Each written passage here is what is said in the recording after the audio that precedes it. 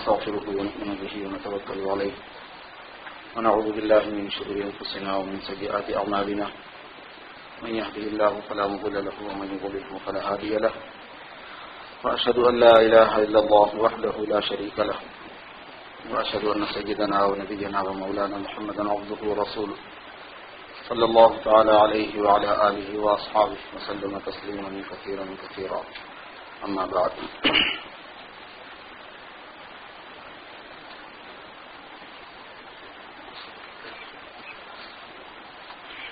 برادران اسلام،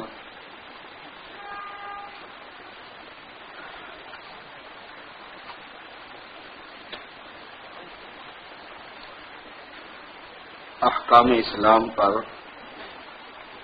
عمل کرنا یہ ایک ترتیب چاہتا ہے، ایک کام ہے جو اس میں کرنا پڑتا ہے.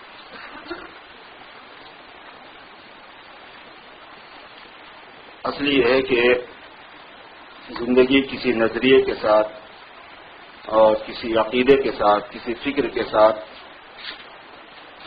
مربوط ہو، ملی ہوئی ہو، کہ عقیدے میں اور عمل میں کوئی جوڑ ہو، تو اس میں دو چیزیں درکار ہوتی ہیں. ایک یہ ہے کہ اس نظریے کے جو اعمال ہیں ان کا صحیح علم ہونا. دوسرے یہ ہے کہ اس نظریے پر یقین اور اعتقاد کامل ہونا. جب وہ دو ملتے ہیں تو پھر اس نظریے کے مطابق فالو کیا جا سکتا ہے. آدمی اس کو فالو کر سکتا ہے، اس پر عمل کر سکتا ہے، ورنہ نہیں ہوتا وہ. ٹھیک یہ اسی طریقے سے ہے جیسے ہم راستہ چلنا چاہتے ہیں تو اس میں دو روشنی چاہیے. ایک روشنی ہمارے اندرون میں ہونا، بینائی ہو، آنکھیں نظر آتی ہوں، اندھیرا ہو تو اس کا انتظام ہو، اور دوسری روشنی باہر ہونا، چاہے دن کا اجالا ہو چاہے لائٹیں ہوں. دونوں میں سے ایک بھی نہ ہو تو کام نہیں چلتا. دوپہری کا وقت ہے، آدمی اندھا ہے، کدھر جائے، کدھر سے چلے؟ حاتم اللیل ہوتا ہے، رسی کو سانپ سمجھتا ہے، سانپ کو رسی سمجھتا ہے، کچھ پتہ نہیں چلتا اسے. دوسری صورت یہ ہے کہ آدمی کی بینائی ہے، آنکھیں صحیح ہے اس کی، لیکن باہر کی روشنی اس کو حاصل نہیں، گٹاٹوپ اندھیرے میں چھوڑ دیجیے. ظلمات فوق بعض، ایسی اندھیریاں جو ایک دوسرے میں مرج ہیں، تب اس میں کیا کرے گا آدمی، کدھر جائے گا؟ اسلامی زندگی ٹھیک اسی ترتیب کی ہے. جیسے ابھی ہم والدین کے حقوق، ماں باپ کے حقوق، اولاد کے حقوق، بیوی کے حقوق، شوہر کے حقوق، پڑوسیوں کے حقوق، عبادتوں کی ذمہ داری، معاملات کی ذمہ داری، معاشرت کی ذمہ داری سناتے رہتے ہیں، سنتے رہتے ہیں کہ بھئی اللہ پاک نے ہمیں بتایا ہے، اللہ کے نبی حضرت محمد الرسول اللہ صلی اللہ علیہ وسلم نے زندگی گزارنے کے جو فاقدہ طریقے دیے ہیں ان میں یہ چیز ہے، مگر اس پہ چلے کون؟ اس پہ وہی چلتا ہے جس کے اندر اس نظریے کے مطابق کامل یقین ہوتا ہے، جس کا عقیدہ اس کے مطابق اتنا بیلڈ ہوا ہوتا ہے کہ وہ اس کے خلاف کو برداشت نہیں کر سکتا. نہیں، میرا تو یہ یقین ہے، میں اس کے خلاف چل نہیں سکتا. وہ ایک کیفیت ہے آدمی کے عقیدے میں مشق کرنے کی. یعنی ایک اس کا علم ہوتا ہے آدمی کو کہ یہ صحیح ہے، اور ایک اس کے اندر ایک اعتقاد کی کیفیت ہوتی ہے، پختگی کی کیفیت ہوتی ہے، استحضار کی کیفیت ہوتی ہے. اس کو نور سے تعبیر کرتے ہیں، اس کی نورانیت ہوتی ہے. وَيَزِيدُ اللَّهُ الَّذِينَ اهْتَدَوْا هُدًى، اللہ ہدایت یافتہ لوگوں کی ہدایت میں اضافہ فرماتا ہے. وَزَادُوا ایمانا مع ایمانہم، ان کے ایمان میں مزید اضافہ ہو گیا. فَزَادَهُمْ ایمانا، جب دشمنوں نے مسلمانوں کو ڈرایا تو مسلمانوں کے ایمان میں اضافہ ہو گیا. وہ کیا چیز ہوتی ہے؟ وہ جو عقیدے ہیں ان عقیدوں کے مطابق ایک یقین آدمی کے اندر دل کی کیفیت میں لایا جاتا ہے، محنت کی جاتی ہے، اس پر اللہ سے دعا کی جاتی ہے اس کے لیے. وہ خاص عطیہ ہوتا ہے اللہ پاک کا. جب وہ چیز دل میں آ جاتی ہے، وہ کیفیت راسخ ہوتی ہے، تو پھر اس کے مطابق جو زندگی ہے وہی آدمی اختیار کرتا ہے، دوسرے اس کے قابو میں نہیں آتا۔ صحابہ کرام کے زمانے میں ایک خاص بات تھی کہ جناب رسول اللہ صلی اللہ علیہ وسلم کی برکت سے، آپ کے فیض صحبت سے جو آدمی ایمان لاتا تھا تو لاتا ہی اس کیفیت کے ساتھ تھا۔ علماء نے فرمایا ہے کہ آپ کی برکت سے، آپ کے فیض سے یہ بات ہوتی تھی کہ جو ایمان لاتا تو اس کو ایمان کا یہ مرتبہ اور یقین کی یہ کیفیت اسی وقت حاصل ہو جاتی تھی کہ اس کے بعد پھر اس کو اس کے خلاف چلنا آتا ہی نہیں تھا سمجھ میں۔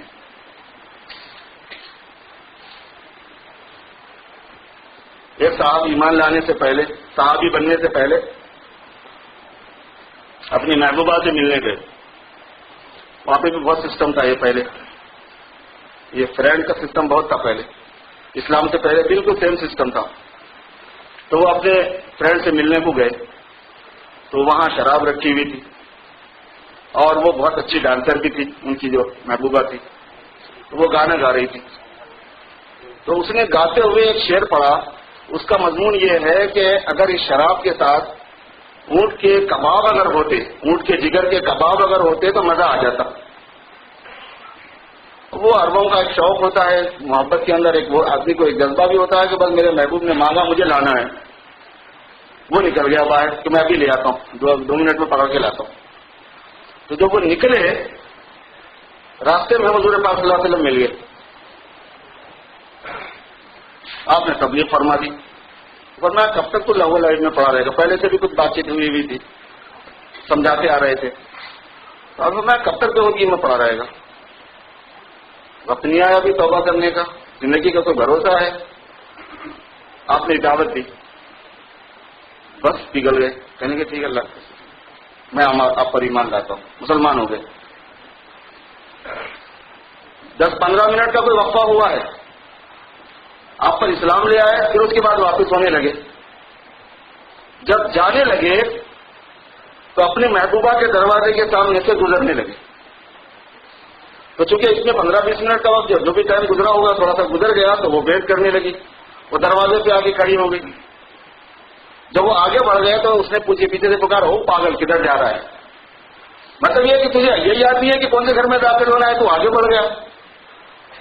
کیا شان ہے مولا کی، انہوں نے ہاتھ اٹھا کے کہا کہ وہ ٹائم نکل چکا، انہوں نے ہاتھ اٹھا کے کہا کہ وہ ٹائم نکل چکا، میں ایمان لے آیا ہوں محمد صلی اللہ علیہ وسلم۔ وہ کیفیت تھی، ایمان کی ایک کیفیت ہوتی ہے کہ وہ یقین اور وہ نظریہ جو زندگی کو بتاتا ہے وہ اندر سے میچ کر جاتا ہے۔ پھر تو ایک ہوتی ہے باہر کی روشنی اور ایک ہوتی ہے اندر کی روشنی۔ ایمان کے اندر بھی یہی ہے، باہر کی روشنی دین کا صحیح علم ہے، اندر کی روشنی ایمان کی کیفیت اور یقین کی کیفیت ہے۔ اگر آدمی کا یقین درست نہیں ہے، فاسد ہے، جذبات فاسد ہے، خواہشات فاسد ہے، دنیا کی محبت بھری ہوئی ہے، تربیت نہیں ہوئی ہے، آپ پورا قرآن کھول کے رکھ دو، پوری حدیث کھول کے رکھ دو، ٹب سے مت نہیں ہوتا انسان کا نفس۔ نفس بہت پاورفل چیز ہے، اللہ ہی کی بنائی ہوئی مخلوق ہے، کوئی کھیل سمجھنا نہیں ہے، اور شیطان اس کا ساتھ دیتا ہے پوری طرح سے۔ اور ان دونوں کے بیچ میں ایک چیز ہے، ہوا اس کو کہتے ہیں، جو نفس اس سے ریلیٹڈ ہو کر پیدا ہوتی ہے آدمی کے اندر، خواہشات جس کو کہتے ہیں، وہ اس کا لشکر ہے۔ اور یہ 3 کا گروپ ہے جو ہر آدمی میں ہر وقت شر کی طرف کھینچنے کے لیے محنت کرتا رہتا ہے۔ شیطان ہے، نفس ہے اور ہوا ہے۔ اور یہ اللہ کی مہربانی ہے کہ کہیں بندہ پورا شر کے حوالے نہ ہو جائے، اس لیے انہوں نے ایک اور 3 کے گروپ کی ایک ٹیم خیر کی رکھ دی اس کے ساتھ میں۔ تو آدمی کے ساتھ اس کی عقل لگا دی ہے، عقل کے معنی خود باندھنے کے ہیں، وہ باندھتی ہے کہ نہیں یہ غلط ہے یہ صحیح ہے، لمٹ مقرر کرتی ہے۔ اور اس کے ساتھ میں اللہ پاک نے روح دی ہے، اس کے اندر لطافت و نورانیت ہے، اور اس کے ساتھ ایک فرشتہ لگایا ہوا ہے۔ ہر انسان کے ساتھ جیسے شیطان ہے ویسے فرشتہ ہے۔ لمت الملک اور لمت الملک اور لمت الشیطان دونوں لگے ہوئے حضور نے فرمایا۔ وہ خیر کی طرف ترغیب دیتا رہے گا، یہ شر کی طرف ترغیب دیتا رہے گا۔ نفس اپنا کام دکھاتا رہے گا، عقل اپنا کام دکھاتی رہے گی۔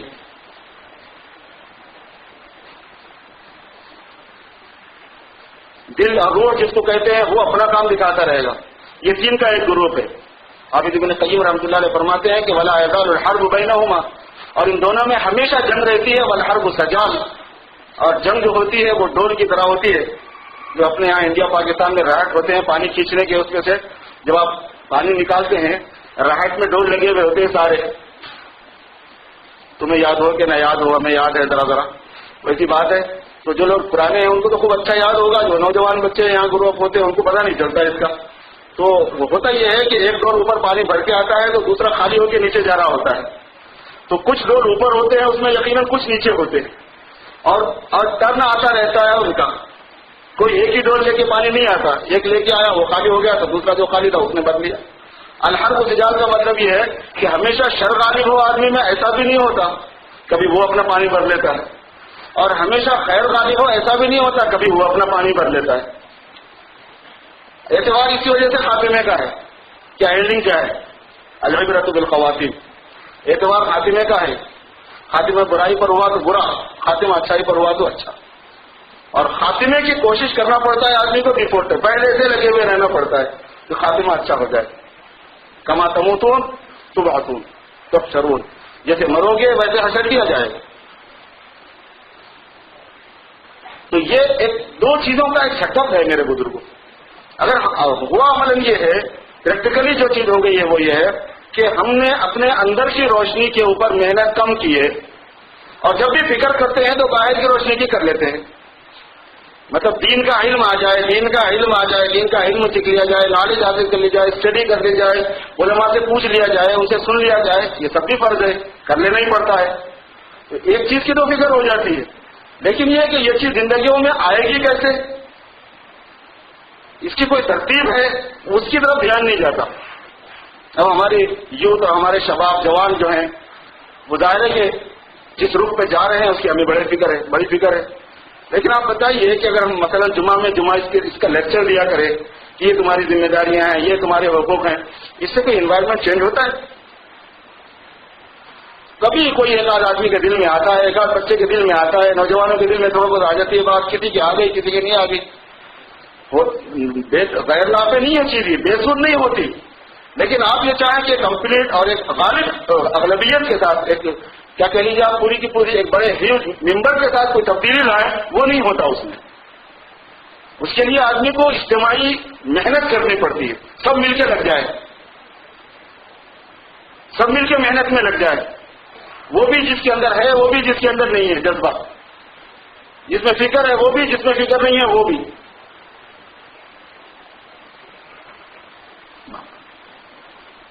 اس سے ہوتا یہ ہے کہ ایک مجموعی اور کلیکٹیولی ماحول جو ہے وہ کریٹ ہوتا ہے، اور وہ گرمی میں پھر ہر ایک کے لیے آسان ہوتا ہے کام۔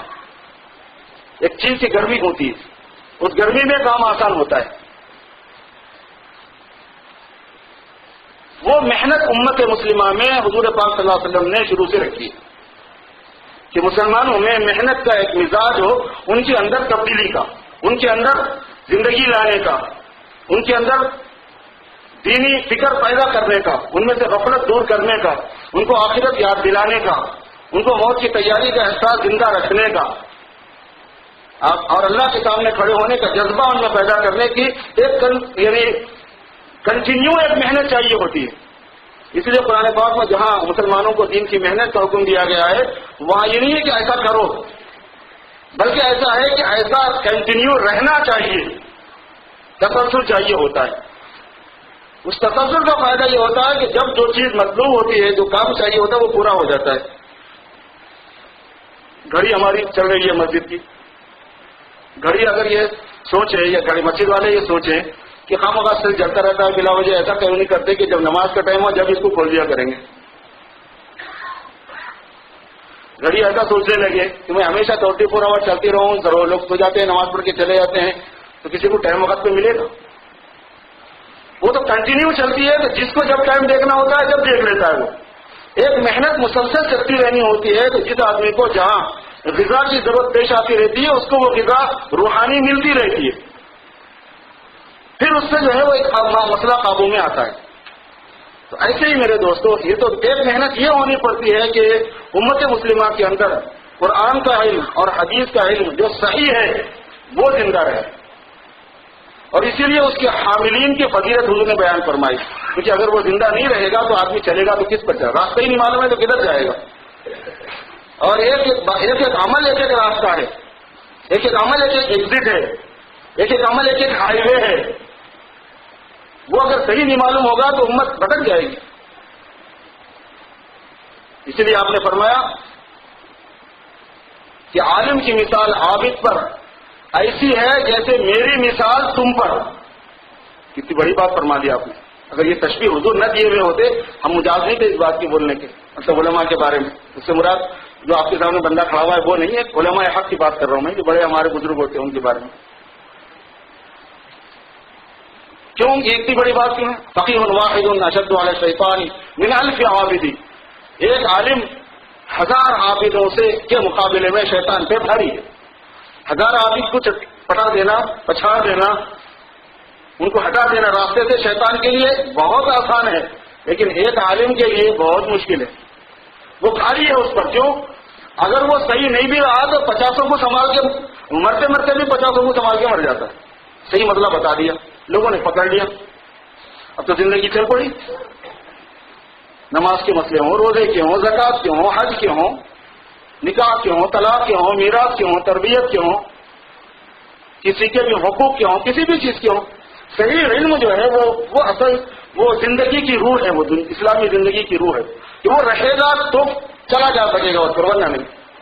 جیسے صحیح علم کا زندہ رہنا ضروری ہے، اسی لیے اس کی باضابطہ فضیلت بیان فرمائی گئی، تاکید کی گئی، اس کی فرضیت سمجھائی گئی، ایسے ہی صحیح عمل کا زندہ رہنا اور عمل کا ماحول ہونا یہ ضروری ہے. اس لیے اس کی محنت کی ذمہ داری امت کو دی گئی ہے. پہلے اکابر بزرگان دین اولیاء اللہ یہی کام کرتے تھے تربیت کا، کہ لوگوں میں یہ اسپرٹ پیدا کرنا، روحانیت زندہ کرنا اور ان کے ایمانوں کے اندر کیفیت اور نورانیت لانا جس سے وہ عمل کر سکے، عمل کی قوت اندر آ جائے. لیکن اللہ تبارک و تعالیٰ نے ہر زمانے میں کچھ ایسے انتظام کیے ہیں کہ جب لوگوں کا رجوع عام کسی طرف نہیں ہوتا، توجہ کم ہو جاتی ہے اور ان کی مہربانی اور ان کا فضل شامل حال ہوتا ہے، تو پھر ان کمزوروں کا بھی انتظام اللہ کی طرف سے ہو جاتا ہے. جب خانقاہی نظام زندہ تھا، ابھی بھی ہے لیکن بہت کم لیول پر ہے، خانقاہی نظام کہتے ہیں بزرگ اپنے پاس لوگوں کو رکھ کے تربیت کرتے تھے اس کے مطابق. وہ اسی اندر کی روشنی پیدا کرنے کا نام ہے. وہ نظام زندہ، پہلے زیادہ اسی کا سیٹ اپ تھا، وہ بہت ہیوی تھا اور اتنا ہائیلی تھا، ہیوی بھی تھا، ہائیلی بھی تھا کہ ایک ایک بزرگ سے لاکھوں کروڑوں آدمی سمجھ جاتے تھے. ان کے خانقاہوں پہ آنے جانے والوں کا جو نظام تھا وہ تھا، ایسا لگتا تھا کہ جیسے کوئی یہاں شہر بسا ہوا ہے. آخری عمر میں حضرت تھانوی رحمۃ اللہ علیہ کے پاس لوگوں کی آمد و رفت کا یہ حال ہو گیا تھا کہ حکومت کو ریل اسٹیشن بنانا پڑا. ایک ہجوم ہمیشہ لنگر اور لگا ہوا ہے سلسلہ. حضرت تھانوی کے پاس تو لنگر نہیں تھا، ہمارے اکابر بزرگوں کے پاس میں اکثر ان کے پاس کھانے پینے کا نظم ہوتا تھا آنے جانے والوں کے واسطے، ہزاروں کی تعداد میں. ایک ایک بزرگ جو ہے وہ اس کو کور کر لیتے تھے. پھر ان کے جو خلفاء ہوتے تھے ان کے گروپ بنا دیے جاتے تھے. پوری دنیا میں آپ چلے جائیے بزرگوں کے خلفاء اور ان کے سلسلے زندہ ہیں. کیوں بھائی؟ کیسے زندہ ہیں؟ انہوں نے اپنے لوگوں کی تربیت کے لیے بھیجا، اپنے خلفاء کو، اسی لیے زندہ ہے. تو جب وہ سلسلے کی طرف لوگوں کا رجوع کم ہو گیا، یہ توجہ لوگوں میں غفلت آ گئی، تو اللہ تبارک و تعالیٰ نے اپنے فضل و مہربانی سے ایک ایسا انوائرمنٹ پیدا فرما دیا کہ بھئی تم جہاں ہو، جس جگہ ہو، 10-20 آدمی مل کے لوگوں میں مل کے بات کرنا شروع کرو، محنت کرو، اس کی اجتماعی محنت کرو. تو اس اجتماعی محنت سے 50 سال کی آپ اندازہ کر رہے ہیں کہ پوری دنیا میں کوئی خاص تبدیلی آئی ہے. جن لوگوں کے پاس 50 سال پہلے کی نظر ہے، خالی امریکہ میں 20 سال پہلے کو مت دیکھو، آپ پورے ورلڈ پہ 50 سال پہلے چلے جاؤ، آپ کو صحیح اندازہ ہو جائے گا. یہاں تو ابھی 20-25 سال سے تھوڑی سی تبدیلی آ رہی ہے، زیادہ 15 سال سے آ رہی ہے، لیکن ورلڈ میں آپ دیکھیں گے پوری دنیا پر بشمول انڈیا، پاکستان، بنگلہ دیش، سری لنکا کو ملا کے، اور عرب کا تو خیر معاملہ ابھی تک بھی پوری طرح قابو میں نہیں. تو پورے ایک 50 سال پہلے کا جو ایک اندھیرا تھا اس کے اندر غیر معمولی تبدیلی آ گئی اس اللہ تبارک و تعالیٰ کے فضل عام سے، فضل خاص سے، کہ امت کے عوام کو محنت کرنے پر ڈال دیا جائے، اس کی پبلک کو محنت میں لگایا جائے کہ بھائی تم کرو. کسی ایک عالم کی، شیخ کی، بزرگ کی ذمہ داری ان کی اپنی حیثیت سے ان کے سر پر باقی ہے، وہ نہیں جاتے کبھی، وہ اپنا کام کریں گے. لیکن یہ ہے کہ عوام کی ذمہ داری جو حضور نے دی تھی اس سے عوام غفلت کر رہی ہے، اور یہ بنیاد ہے، یہ ہوگی تو دوسری چیزیں زندہ ہوں گی۔ امام غزالی رحمۃ اللہ علیہ نے فرمایا ہے کہ اگر دین کی محنت کا رواج مسلمانوں میں عام نہیں ہے تو دین کے سارے احکام باطل ہو جائیں گے۔ بولتے رہو، اپنا اناؤنس کرتے رہو، پڑھتے رہو کتابوں میں، ہوگا کچھ نہیں پریکٹیکلی۔ محنت کا رواج عام ہوگا امت میں تو دین کے احکام زندہ ہوں گے، پبلک میں عمل میں آتے رہیں گے ان کے، اور یہ اللہ کی شان ہے کہ اللہ تبارک و تعالی دین کے عمل کو چاہتے ہیں۔ علماء نے یہ لکھا ہے اس کا مطلب کہ دین کا پریکٹیکل جو وجود ہے، فزیکلی جو اس کا وجود ہے، وہ انسان کی زندگی سے قائم ہے، وہ اور اللہ کی مدد انسان کی زندگی سے ظاہر ہونے والے دین سے، صرف الفاظ سے نہیں ہے۔ جیسے فزیکل روٹی سے پیٹ بھرتا ہے، نہ کہ روٹی کے لفظ سے بھرتا ہے۔ کتابوں میں سب کچھ ہے، لیکن اس کتاب کے مطابق آدمی کا عمل ہوگا، انسانوں کی لائف میں عمل زندہ ہوگا تو وہ ایک وجود خارجی ہے، اس کا حقیقت ہے، وہ اسلام کی حقیقت ہے، وہ دین کی حقیقت ہے، وہ قرآن کی حقیقت ہے، وہ حدیث کی حقیقت ہے، وہ اس کی ریالٹی ہے، وہ اس سے اللہ تبارک و تعالیٰ برکتوں کو ظاہر فرماتے ہیں، اور اس سے مدد ہے اللہ تبارک و تعالیٰ کی۔ اور اس میں خصوصیت اور ہے، وہ یہ ہے کہ جب وہ اجتماعی طور پر وجود میں آ جائے گا تو اللہ پاک اپنے فضل سے اور اپنے منشے سے اس کو لے کے باطل کو ماریں گے۔ یہ قرآن پاک میں ہے، بل نقذف بالحق علی الباطل، ہم حق کو لے کے باطل کو مارتے ہیں، فیدمغہ، اور باطل کا دماغ نکال دیتے ہیں، فیدمغہ، فیدا ہوا ظاہر۔ تو مفسرین نے اس آیت کی تفسیر میں فرمایا ہے کہ حق ہونا باہر، جس کو لے کے اللہ مارے، آپ کو نہیں کہہ رہے مارنے کو، دھیان میں رہے ذرا، اللہ کہتے ہیں میں مار لوں گا، کہیں وہ بھی کہتے ہیں وہ، لیکن مطلب ہمارے سمجھنے میں کوئی غلط فہمی نہ آئے اس بات سے بول رہا ہوں میں۔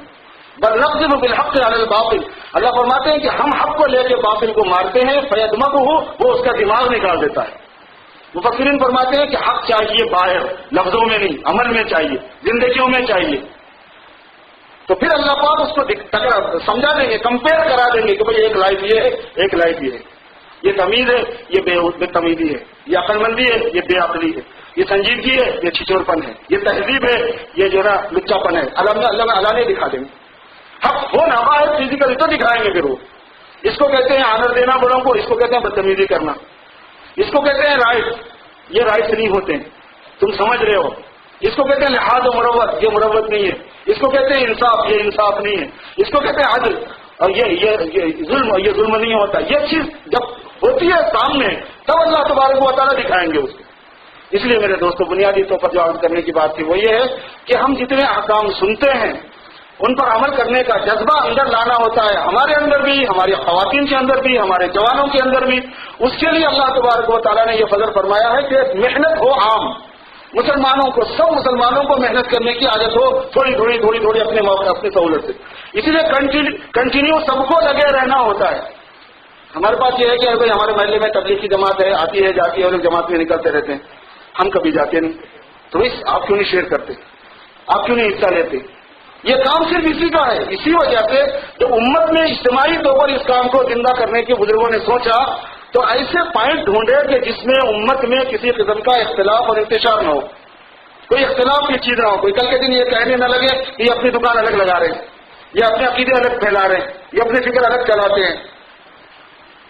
اسی وجہ سے انہوں نے سب سے پہلے یہ ڈیسائیڈ کیا کہ مسائل میں مت جاؤ، پھر یہ ڈیسائیڈ کیا کہ کہیں حکومتیں ان سے کچھ نہ بولنے لگے کہ یہ لوگ کیا کر رہے ہیں، تو انہوں نے یہ ڈیسائیڈ کیا کہ تم سیاست میں مت جاؤ، سیاسی بات مت کرو، پالیٹکس سے تعلق نہیں ہے اس کا، مسائل سے تعلق نہیں۔ اب پھر اسکول آف تھاٹ مسلمانوں میں بہت ہیں، کوئی کسی مکتب کا، کوئی کسی مکتب کا، کوئی کسی مکتب کا، کوئی کسی مکتب کا، تو کہنے لگے یہ سب چھوڑو، اسکول آف تھاٹ کی بات نہیں کرنا، مسائل اسی سے آتے ہیں۔ پھر کرنا کیا؟ تو کچھ ایسے بنیادی نکات ہو سکتے ہیں جس پہ سب متفق ہو سکیں۔ ایمان کی بات ہے، ایمان تو بنیاد ہے، نماز کی بات ہے، اس کا کسی کو انکار نہیں ہوتا، علم سیکھنے کی بات ہے، وہ سیکھنے کا، اور اس کے اندر بھی جو فضائل والا علم ہے وہ تم چلاؤ، مسائل والے علماء پہ چھوڑ دو، ذکر کی عادت ڈالو، اخلاق صحیح کرو، اخلاق پیدا کرو۔ کوئی آپ کو اصول ایسا نہیں ملے گا جس میں کوئی مسلمان کا اختلاف ہو سکے کہ نہیں ہم اس میں آرگیومنٹ رکھتے ہیں، آپ سے آرگیومنٹ نہیں کر سکتے آپ اس لیے میرے دوستو یہ ایک ٹاپک ہے جس کو مجھے اور آپ کو غور سے سنجیدگی سے سوچنا ہے۔ ہمارے پاس اجتماع آ رہا ہے آپ کے شکاگو میں، آپ کی جامع مسجد میں، اس میں آپ کو تیاری کرنی ہے 15، 16، 17 کو۔ تو میں ابھی سے یہ بات اس لیے چلا رہا ہوں کہ ہمارے اس مجمع میں جتنے ساتھی ہیں وہ سب بھی تھوڑا وقت لگانے کو طے کریں، اگر انشاءاللہ ہم طے کریں گے تو ایک ماحول بنے گا، ایک گرمی آئے گی، ہم سب کو دین پر چلنے کی ایک قوت پیدا ہوگی، آسانی پیدا ہو جائے گی، اللہ کی یاد زندہ ہو جائے گی، تو سب کریں گے انشاءاللہ۔ تو سنتیں پڑھ لیجیے جنہوں نے نہیں پڑھی۔